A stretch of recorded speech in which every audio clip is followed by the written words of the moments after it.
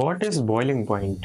Let suppose आपने एक beaker लिया और उसके अंदर आपने पानी भरा और अब आप इस बीकर को लेके हीट कर रहे हैं। जैसे जैसे बीकर का टेम्परेचर राइज करेगा वैसे वैसे काइनेटिक एनर्जी पार्टिकल्स की बढ़ती जाएगी और एक ऐसा टाइम आएगा जब हीट एनर्जी जो कि सप्लाई हो रही है वो फोर्स ऑफ अट्रैक्शन पार्टिकल्स के बीच में जो लग रहा है उससे भी ज़्यादा हो जाएगी और जो वाटर के पार्टिकल्स थे वो स्टीम में कन्वर्ट होने लगेंगे।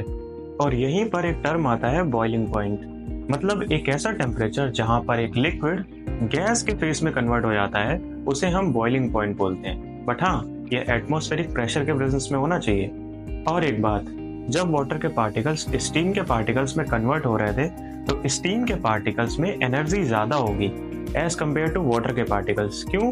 क्योंकि जो कुछ वाटर से स्टीम बनने में लेटेंट हीट कुछ स्टीम के पार्टिकल्स ने एब्जॉर्ब करी होगी, इस वजह से उनकी एनर्जी ज़्यादा होगी। और यही रीज़न है कि वाटर के पार्टिकल्स तो सरफेस पे होंगे बट स्टीम के पार्टिकल्स सरफेस के ऊपर होंगे। कुछ ऐसे भी फेज चेंज होते हैं जो कि एक फेज को स्किप कर देते हैं।